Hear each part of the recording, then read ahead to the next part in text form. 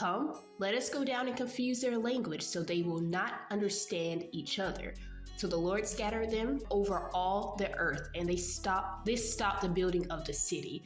That's actually why it's called Babel, because the Lord confused the language of the whole world.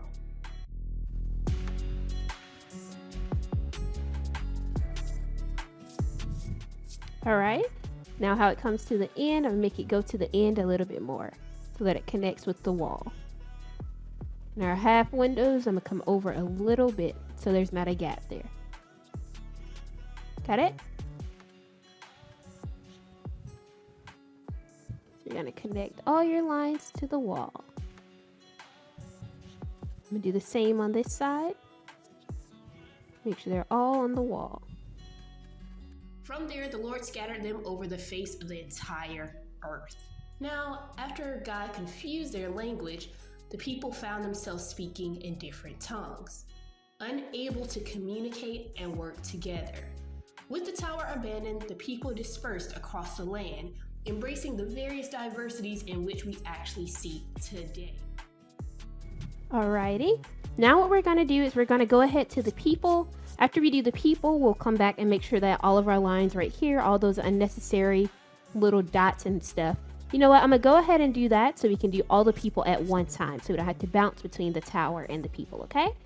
So just in between, you're just gonna slightly strike in between all your little lines to get rid of all of that excess. Hey guys, I know you're enjoying the lesson. Stop really quick, hit that subscribe button and the like button so we can continue to spread the gospel of Jesus Christ through the arts. Let's continue to spread the gospel through the arts, through all of these videos. Share, subscribe, and like. All right, let's get back to the lesson. And I'm gonna retrace mine. If you want them darker, you can retrace them. Or if you just want that light kind of shade, you can leave that as well too, okay?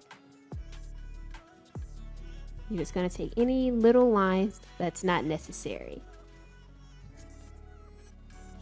Now, the Tower of Babel became a reminder of the importance of remaining humble and to not do anything in a prideful or arrogant manner, especially unto God.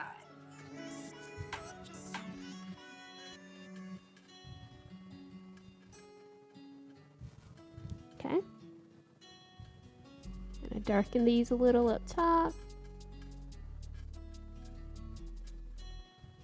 Some of the windows, I want to leave that shade on the inside. Just so it won't distract from the windows, okay? But I'm going to go back and just darken some of these. Now, it's your turn to let your creativity shine. Take a moment to sketch your interpretation of the Tower of Babel and see what lessons it teaches you. Remember, there are no right or wrong sketches. Each one is a unique expression of how God wants your interpretive drawing to turn out.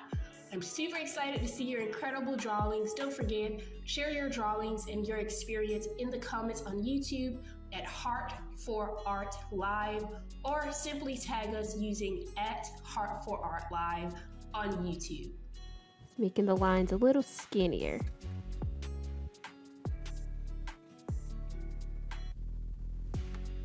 All right, got it? Now what we're gonna do is down here at the bottom, we wanna leave it like there's no bottom to the tower, okay? Because we're gonna put the people down here. We're gonna leave gaps in between to show that how they became scattered, okay?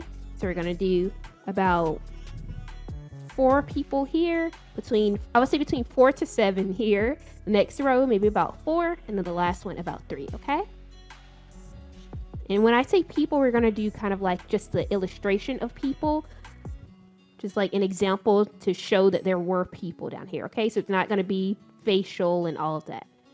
So we're going to do, got circle for the head, like that.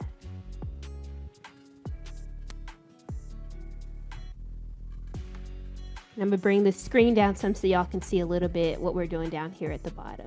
All right, guys, great job on your drawing on today. I hope yours turned out Excellent. Thank you so much again for tuning in on today. We have drawn our interpretation of the Tower of Babel. Again, make sure you go and check us out on our website, www.abamcenter.com, if you want to learn more about our Biblical Arts Museum.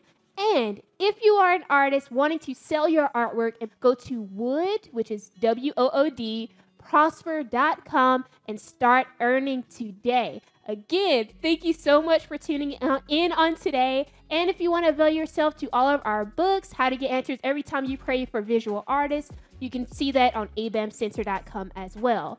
Thank you guys so much for tuning in. I hope to see you guys again next Tuesday, 2 p.m. CST. Thank you so much. Again, God bless, stay encouraged, and don't give up on God's calling for your life.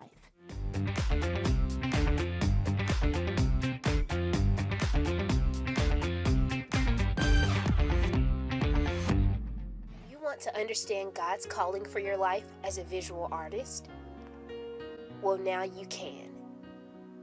Zoe Hoffman's book entitled How to Get Answers Every Time You Pray for Visual Artists, which is inspired by Apostle Dr. Ludi L. Hoffman's book, How to Get Answers Every Time You Pray, The Power of Partnership, you will be guided through what needs to be done in order to properly stay in God's will for your life as an artist.